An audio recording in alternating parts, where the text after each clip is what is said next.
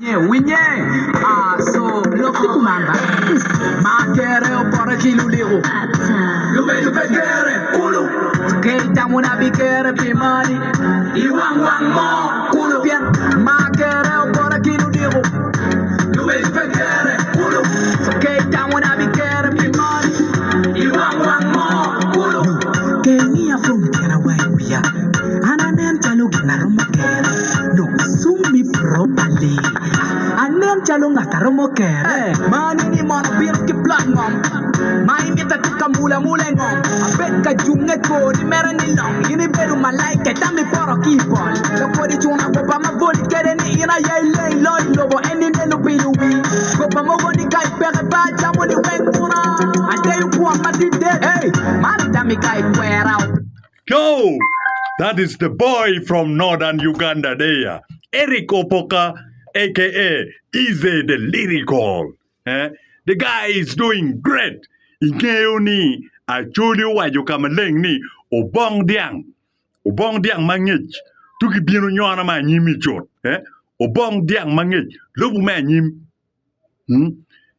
Ngi cha lok me ya chuli pigi tegu tutwal pere tegu tutwal now lok ma tie ma mi nge ko ma bewi eni Eezzy Eric lok ma na ju pe ngeo Eezzy opora nyu Eric enu ni word pa Bosmic Otim Eezzy tie word pa Bosmic Otim word pa riemo Eezzy tie la kwaro ariemo la kwara riemo man mera riemo Joyce ki come nyera ba jere me kun originating ki bogo manam tinene so jewe ne tie ma miet ma beju ma ku ka bisa kweli ngeni and Daniel Soka aka the bad news system thing akelu en money mano in pe winyo ba pe ngeu gini ena ye we ko ni ngeo ingeni an atuju kom loko ko pil ko lok ni beating around the bush, you know, where come loga where,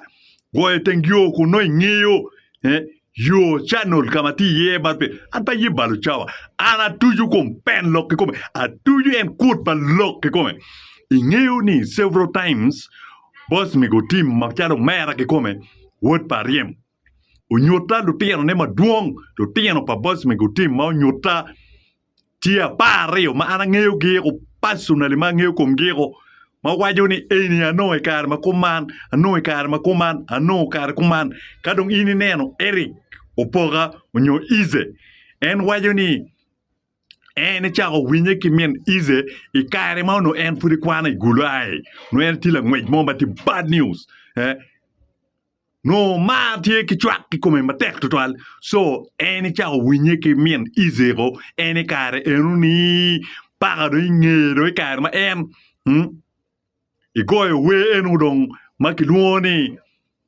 chwara mara chwara mara chwara mara kori lok man ni chwara mara kono we ko ni ngode no chat you know I 2002 ken ma you no tima liet total kin min Eezzy ti ne we go now kin ma ti me Bosmic Otim wayo kun now leptong wali ni Eezzy la tien ma mege wa mien Eezzy ke come ngeo ma be ni Eezzy Eric opora la tien pa Bosmic Otim la tien pa Bosmic Otim donc any party wa lo goba do toi donc party ka making jokes unyo atika making re unyo ti balo chawa ko any kom lock ke come pen lock ke come ma igulu kenyo podluelo wara weng ginge lock any podano ma pod igulu kenyo weng gingeo ni Eezzy tie word pa Bosmic Otim kana ti goba atika lo goba chi ini bini ngona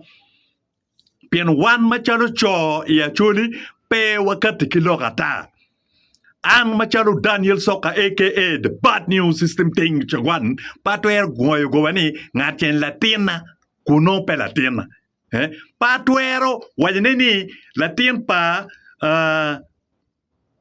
okot unyo latin pa deo unyo latin po mara latina kuno pe latina petime ia chuli pe twer biago latin pa ngat mo ni megi kam megi no iningeo so Bosmic Otim several times wachatini Eezzy the Lyrical nyo poga Eric tie la tien ma mege ma ene chago winye ke men Eezzy ma no en friti gulo ai pen lok eni an kana ko dana ma pol loko weng idikulu kenyu kingeo ni Eezzy the Lyrical tie word pa Bosmic Otim so one macharo one kage waje wano umierwa ye ko umierwa ye pien ka ngat moni ki kome waje ni la tienne inda kono charo in la winlock e chako kwer ni definitely umier ye so kikin lu tiena para rio pa Bosmic Otim wot pa riemo munyuta